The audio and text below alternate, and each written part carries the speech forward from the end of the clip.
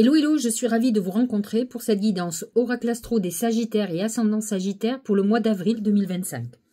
La saison des Béliers est toujours une très belle saison pour vous, puisque le Bélier est très en harmonie avec votre signe. C'est un signe de feu comme vous, et de surcroît, il est positionné dans votre maison 5, qui est une maison de chance.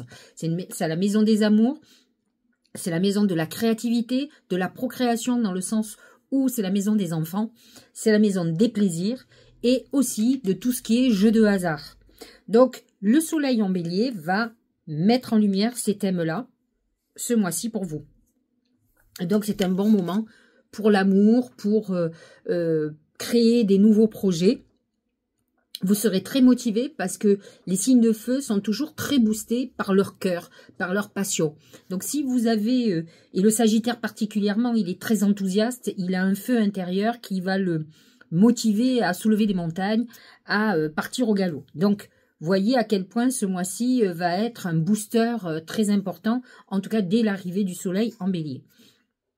Ce qui va être intéressant aussi, c'est que Mercure va rentrer dans ce signe à partir du 17 avril et donc va effectivement vous donner encore plus de connexion avec vos guides, dans le sens où vous allez être très inspiré. Inspiré, alors, à l'amour, par exemple, mais inspiré aussi dans des projets artistiques, créatifs. Vous aurez des très bonnes idées. Si vous n'êtes pas agile de vos mains ou si vous n'êtes pas un grand écrivain, en tout cas, vous aurez des idées à en revendre. Donc, c'est une très belle période où le mental va être complètement boosté et va être en émulsion. Neptune a quitté le Poisson, Poisson qui est positionné dans votre maison 4 pour rejoindre le Bélier. Et là, effectivement, il a un positionnement très intéressant quand même, puisqu'il va vous amener encore plus d'inspiration, plus de créativité, plus d'intuition. Vous allez être... comment dirais-je, inspiré, je vous l'ai déjà dit, mais en tout cas, il va y avoir une grande motivation à de la nouveauté. Comme je vous le disais, Neptune, avant, était en Poisson, et même s'il est rentré dans le Bélier, n'oublions pas que nous avons quand même 3 ou 4 planètes encore en Poisson. La zone du Poisson, c'est-à-dire la zone 4, c'est-à-dire tout ce qui concerne le foyer, la famille, le lieu de vie, est rempli de planètes. Alors, le Poisson n'est pas en harmonie avec le Sagittaire, bien entendu. Par contre, nous avons Mercure qui est positionné dans cette maison au moins jusqu'au 15 avril. Et donc, il est direct à partir du 8 avril. C'est des moments, effectivement, où on peut avoir des moments de nostalgie. La maison 4 représente le Cancer et représente aussi toute la nostalgie du passé. On peut être replongé dans une période passée, donc ça peut être des moments où ça peut être compliqué pour vous, comme vous pouvez avoir affaire avec des histoires de famille, des choses qui doivent se régler, des papiers à signer au niveau familial. Vénus est positionnée dans cette maison 4, elle ne vous amène pas le grand amour, mais elle vous structure. La maison 4 est une maison très structurée puisque c'est la base familiale. Et c'est vrai que vous pourriez avoir eu la nostalgie d'une relation passée, surtout que Vénus était rétrograde. Elle retournait dans le passé. Elle va être directe à partir du 13 avril. Et effectivement, elle est en fin de signe, donc ce sont les Sagittaires plutôt de la fin du signe, en tout cas entre 24 et 29 degrés, qui vont ressentir ces effets. Nous avons Saturne, qui lui aussi est sur la dernière partie du signe, qui est en harmonie avec Vénus, qui fait une conjonction avec Vénus, qui fait une conjonction avec le nœud nord. Alors déjà que Saturne est la planète du karma, là pour le coup, le nœud nord en Poisson, c'est le karma, c'est votre destinée, ce pourquoi vous êtes venu sur Terre. Et là, il va toucher tout ce qui est karmique au niveau familial, au niveau du couple, mais au niveau aussi des parents et tout ce qui est familial. Saturne peut amener quand même quelques soucis pour les Sagittaires ou ascendants Sagittaires avec une personne âgée. Peut-être êtes-vous obligé de vous occuper d'une personne. Il y a une notion un peu de karma, de devoir que vous allez avoir, mais qui fait partie de votre destinée et du cheminement de votre âme. Nous allons ensuite rentrer dans la saison du Taureau. À partir du 20 avril, le soleil se déplace dans le signe du Taureau. Le Taureau est positionné dans votre maison 6. Maison de la santé, de vos obligations et maison du travail. Donc, le Taureau est un signe plutôt financier qui a besoin de confort. Donc, ça sera une période où effectivement, vous pourriez être amené à travailler plus pour gagner plus, en tout cas. Faites attention quand même à l'épuisement au niveau du travail parce que vous pourriez, comme toujours, les Sagittaires sont toujours très excessifs, soit ils font rien du tout, soit ils démontent tout. Donc, vous pourriez être dans l'excès justement pour pouvoir amasser. Alors, ça va toucher surtout les Sagittaires du premier décan, puisque le soleil sera entre 0 et 9 degrés.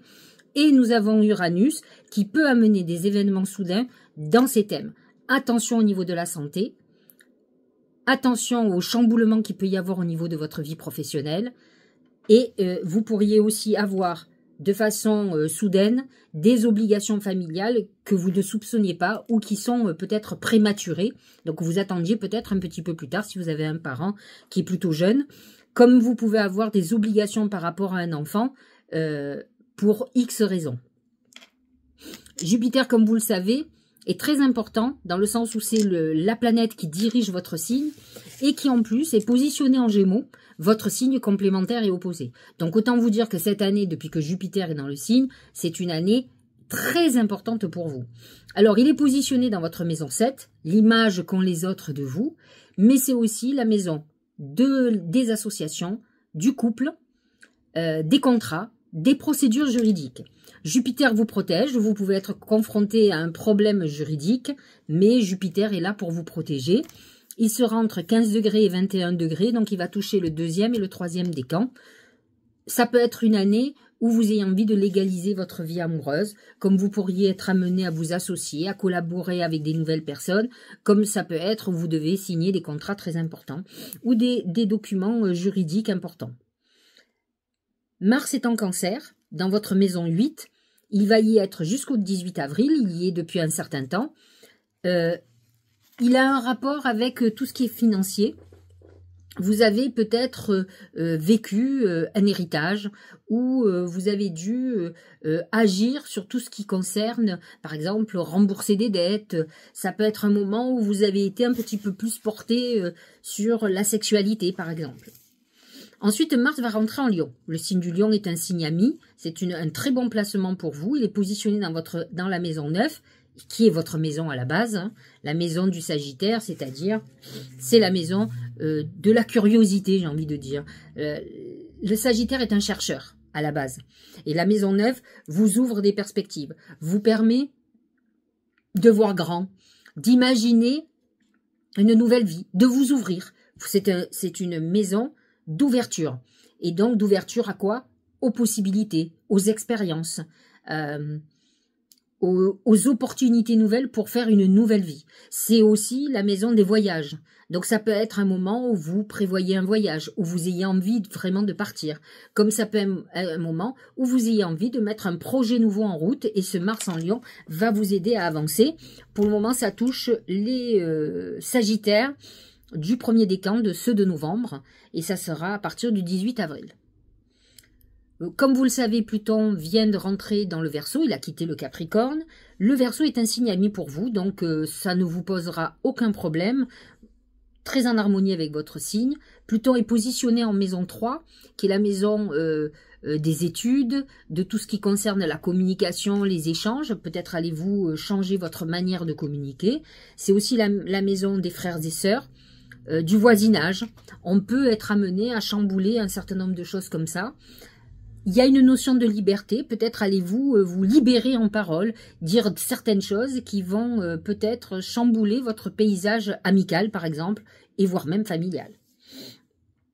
Voilà pour l'astrologie. Nous allons avoir une nouvelle lune en bélier très très favorable, ne la loupez pas, parce que si vous êtes Sagittaire ou sans Sagittaire, la nouvelle lune du 29 mars vous concerne. C'est un moment pour faire des vœux, c'est un moment de chance et de connexion. C'est un bon moment pour demander par exemple la réalisation de votre création, de vos projets nouveaux et pourquoi pas de demander de l'argent puisque la maison 5 est aussi la maison des jeux de hasard.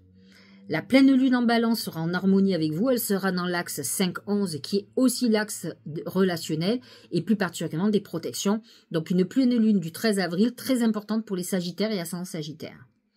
Ensuite, nous passons au 27 avril, c'est la nouvelle lune en taureau qui est beaucoup moins importante, mais qui touche tout ce qui concerne le professionnel, c'est-à-dire votre travail, et qui concerne la santé. Donc c'est un bon moment pour faire des vœux dans ces thèmes-là, par exemple. Nous allons regarder ce que les oracles ont à nous dire. On va commencer par mon oracle. Je voulais quand même vous montrer quelque chose. Nous venons de créer ces jolis pochons qui sont dans... C'est du jute, hein. Voilà, pour mon oracle, puisque je commence toujours par mon oracle. Vous voyez, dedans, j'ai mon oracle magique du mar de café. Pour le moment, ils sont en vente sur notre boutique Etsy. J'en ai un deuxième, il est en coton, celui-là. Et dans celui-là, alors il y a marqué dessous mon oracle du mar de café, comme l'autre aussi. Donc vous pouvez mettre à la fois le nouvel oracle, comme l'ancien. Vous voyez, ça c'est l'ancien. Et que j'ai mis dans celui-là. Parce que de toute façon, quand nous avons fait l'ancien jeu, les boîtes se cassaient et je trouvais que ça manquait. On n'avait pas de pochon. Et donc, nous avons aussi réédité le nouveau jeu. Et il est en vente sur Etsy aussi, avec les deux pochons. On peut faire des mélanges. On peut acheter, par exemple, l'oracle avec le livre. On peut acheter que l'oracle. On peut acheter l'oracle avec son pochon. Vous choisissez le pochon. Ben, voilà. Voilà. Je voulais quand même vous le dire. Donc, voici, pour les Sagittaires et Ascendant Sagittaire, comment le mois va se présenter. On commence très très fort. C'est le trésor. Le trésor, c'est l'opulence, c'est la prospérité, c'est de l'argent qui arrive. Ça peut être un héritage. Si vous faites une vente immobilière, c'est de l'argent qui arrive, c'est la vente qui se concrétise. Vous pouvez avoir une somme financière qui arrive, que vous n'attendez pas. On est dans une très bonne période, je vous l'ai dit. La mât de planète en bélier dans votre maison 5 amène un coup de chance. C'est peut-être le moment de jouer au loto ou au tiercé. Voyons un peu ce que nous dit l'oracle pour tout ce qui est professionnel et financier. C'est le chien. Le chien représente l'amitié. Il n'est pas improbable que vous ayez un projet avec quelqu'un de proche, quelqu'un que vous aimez bien, ou que quelqu'un que vous connaissez vous fasse une proposition. Je vous l'ai dit, vous avez Mars en maison 9 et vous avez quand même un Jupiter en Gémeaux qui vous amène plein de possibilités. Et entre autres, des personnes qui vont penser peut-être que vous êtes efficace et qui ont envie de travailler avec vous. Et ce Jupiter en Gémeaux peut, avec cette carte, le chien, peut vous montrer qu'effectivement, vous pourriez être aidé. Au niveau sentimental, c'est la Lune. Alors, c'est très intéressant parce que quand la Lune, l'oracle, nous parle de la Lune, souvent, c'est une manière de nous dire, attention, aux prochaines lunes, à vous de vrai. Alors, effectivement, la nouvelle lune du 29 mars est dans la maison 5, en lien avec l'amour.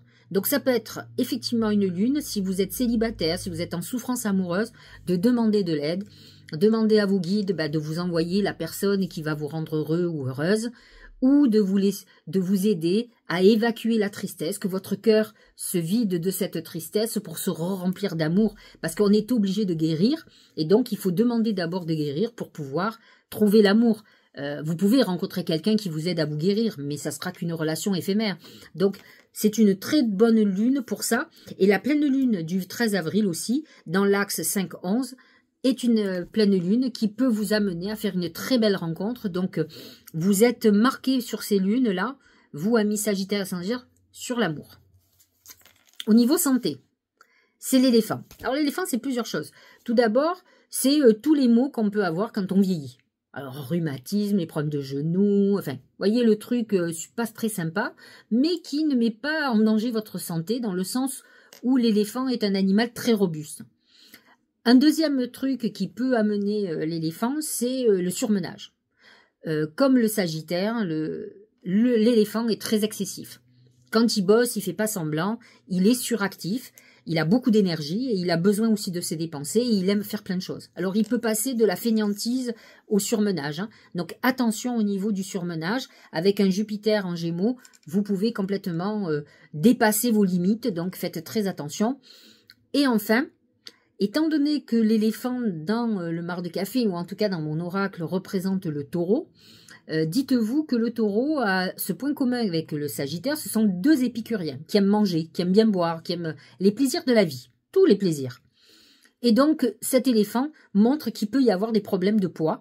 Donc c'est les moments de faire du sport de façon modérée, parce que là aussi, lorsque le Sagittaire fait du sport, il ne fait pas à moitié.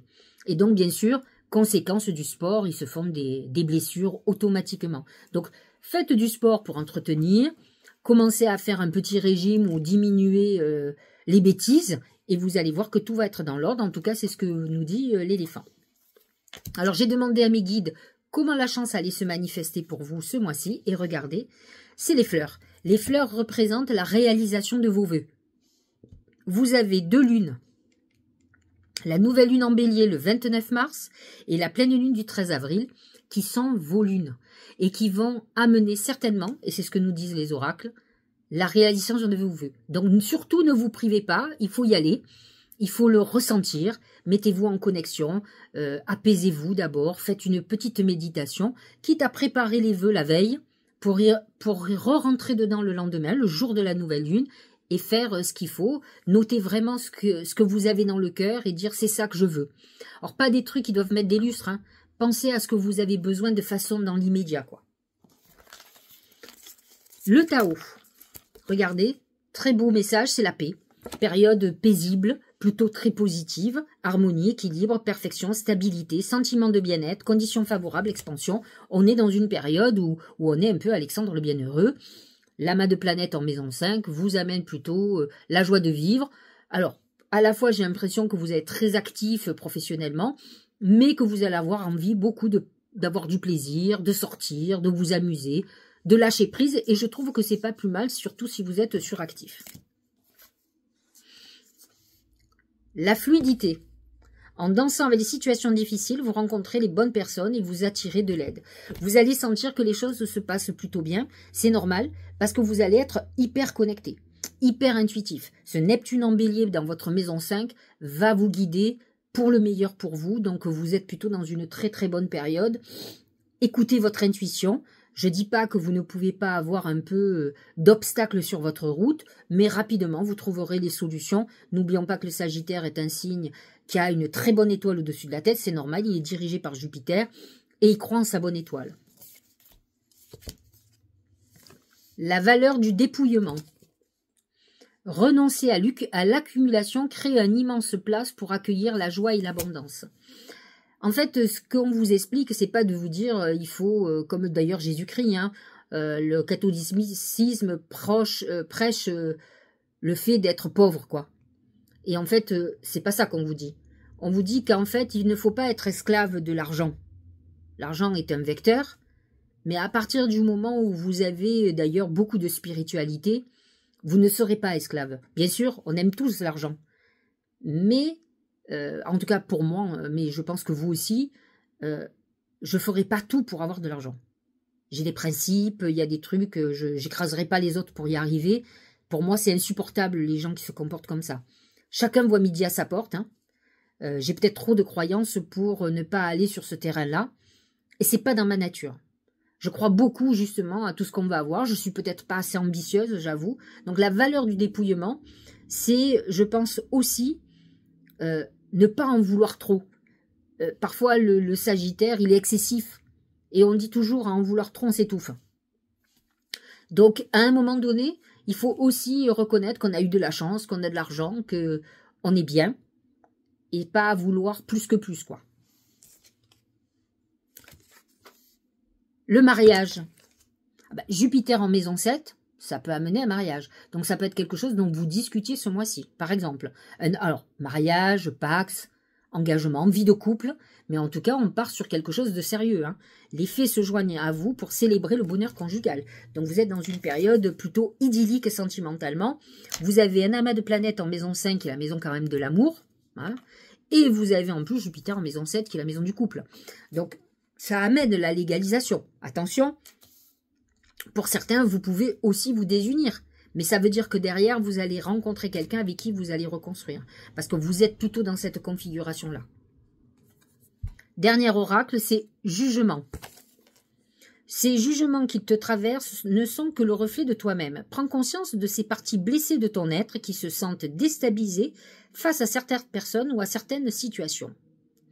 Le jugement, c'est le jugement de l'autre. Est-ce que réellement, c'est très important? Jupiter qui est en 7 représente beaucoup ce jugement. Parce que la maison 7, c'est le regard des autres. D'accord? C'est le rapport que vous avez avec les autres. La maison 1, c'est nous. Et donc, Jupiter représente le jugement dernier. Il représente la justice divine. Et donc, si vous êtes en accord avec vous, honnêtement, c'est ce qui compte. C'est ce qui fait que vous allez bien dormir, vous êtes en paix avec vous. Et c'est ça qu'il faut. Maintenant, si effectivement vous êtes arrivé à vos fins avec des moyens un peu subversifs, vous pouvez être très mal à l'aise. Comme vous pouvez être dérangé du jugement des autres. Moi, je crois fondamentalement que ce qui compte, c'est notre jugement personnel. Et d'être en accord avec soi-même.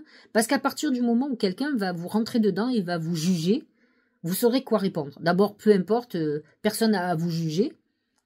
Je crois juste à la justice divine qui sera là pour rétablir les choses à un moment donné. Moi, j'ai tendance, alors je suis un peu dure avec ça, j'ai tendance à dire aux gens, écoutez, prenez vos responsabilités. Si vous en êtes dans cette situation, c'est quand même vous le fautif. J'ai beaucoup de gens qui n'ont pas envie d'entendre ça. Qui me disent, de toute façon, c'est trop tard maintenant, c'est plus la peine d'en parler. Ouais, mais c'est important de faire son introspection pour ne plus se retrouver dans certaines situations. C'est important de comprendre qu'à un moment donné, peut-être, on a eu l'intuition de faire quelque chose et qu'on l'a rejeté, et qu'aujourd'hui, on est face à un problème, alors que si on avait fait la chose, eh bien, on ne serait pas dans les problèmes. C'est très important. Et croyez-moi, je vous dis ça, mais il n'y a pas très longtemps, c'est ce que j'ai fait pour moi. Donc, et c'est vrai qu'il y a des situations, j'aurais dû aller au bout, j'aurais me battre pour ce que je voulais, et en n'ayant pas fait, en ayant accepté la réponse de l'autre, eh ben aujourd'hui, ça me coûte cher. Donc, effectivement, je pense que dans la vie, il faut beaucoup se battre pour ce qu'on ressent, pour notre intuition, et ne pas se fier au jugement. Le premier jugement, c'est le vôtre, déjà, et après, vous aurez le jugement divin. Si la justice divine existe, je crois à ça, mais ça se passe quand ça doit se passer, pas quand... parce qu'il y a des gens qui me disent, oui, mais vous vous rendez compte, Sylvie, c'est toujours... ceux qui sont méchants, ils gagnent toujours. Oui, aujourd'hui. Le temps n'existe pas, c'est nous qui l'avons créé, c'est l'homme qui a créé, parce qu'il y a le jour, la nuit, etc. Regardez, je vais vous donner un exemple. S'il n'existait pas le temps, on ne serait pas l'âge qu'on a. On verrait juste qu'on a des cheveux blancs qui apparaissent. Mais on pourrait se dire quel âge on a. On ne le sait pas. Alors que là, quand vous arrivez à 90 ans, vous savez que vous allez mourir, vous êtes dans le couloir de la mort. Est-ce que finalement, c'est très bien de savoir son âge? Je trouve pas. Je trouve qu'on pourrait vieillir plus facilement et la mort, quand elle doit arriver, elle arrive. Alors que là, on date un âge qui fait que, d'ailleurs même les gens le subissent professionnellement, tu as tel âge, tu n'es plus bon à rien.